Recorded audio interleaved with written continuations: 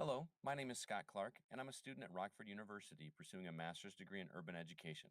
I'm here to talk to you about the skills and qualities needed in order to be an effective teacher leader. The rate of teachers leaving the profession within the first 3 to 5 years has increased by upwards of 50% recently. This is a staggering number considering how much time and money it takes someone to receive their teaching certificate. Because of this, many schools are missing out on quality teachers that could potentially influence student achievement in a positive way. So, what has to be done to keep these teachers from giving up on a career in education? Over the past several months, we've seen the positive effects of mentorship and teacher leaders on new teachers. A good teacher leader can help bridge the gap between novice teachers and highly experienced ones. That's all well and good, but what skills and qualities make an effective teacher leader?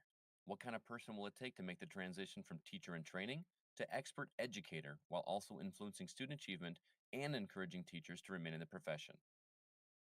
Two professors from National University by the names of Joseph M. Marin and Dan Cunneth believe that the traits of an effective leader can be summed up with the acronym HELPS: heart, empathy, learning, passion and perseverance, strategy, and speed. Let's start with heart. It's hard to argue that all teachers don't require at least some level of compassion in order to teach children effectively. But the same is true for teacher leaders, who must convey a sincere, caring attitude towards fellow employees while also developing relationships with them. While it may be difficult to measure heart in a teacher leader, others should be able to observe a good heart by a teacher's attitude, work ethic, and morale. Heart also has a physical characteristic associated with it: health. A teacher leader needs his or her health in order to handle the daily stresses of life. This includes proper diet and exercise, adequate rest, quality time with family, or even good old fashioned me time. Next up on our acronym is empathy. There's a life lesson program for elementary students called Second Step that describes empathy as walking in someone else's shoes. In other words, explore the perspective of another person to understand how they are feeling. This is equally important for teacher leaders who need to remember what it's like to be a new teacher. Spend time with them, make them feel like they matter. A teacher leader who treats those they are mentoring with respect will have a better chance of receiving that respect in kind. After all, Maya Angelou once said, "I've learned that people will forget what you said, people will forget what you did, but people will never forget how you made them feel." Next up is learning. Most teachers understand that despite being educators themselves, they are constantly learning on a daily basis. Solid teacher leaders rarely back down from a learning opportunity because they know that knowledge is power. Additionally, the field of education is regularly changing, and mentors must keep themselves updated with new developments in pedagogy and technology. If they do, not only will they be better equipped to pass on that knowledge to novice teachers, but they'll also have a better chance of gaining respect from those they are leading. Passion. It's pretty safe to say that the majority of teachers chose this profession because they had a passion for working with children.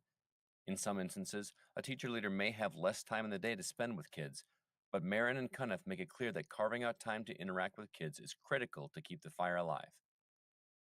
Not only will this keep them motivated, but the novice teachers will see that passion in their mentor, which will help them to keep that fire burning. Because the last thing we want to happen is for that fire to burn out and that new teacher pursue a less rewarding profession instead. Even though the HELPS acronym only contains one letter P, there's actually a second one to throw in the mix: perseverance. Most teachers will tell you that the education profession has its ups and downs.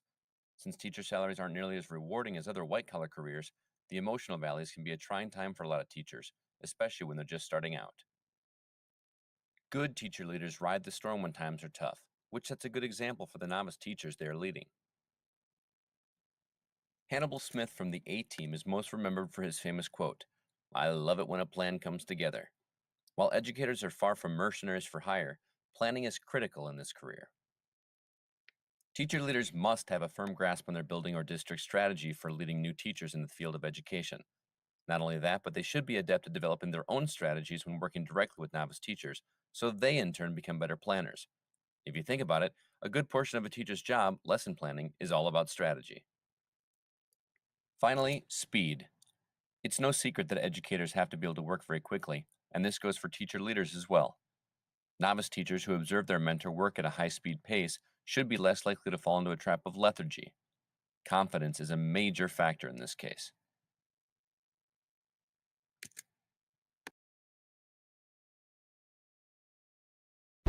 created using Powtoon.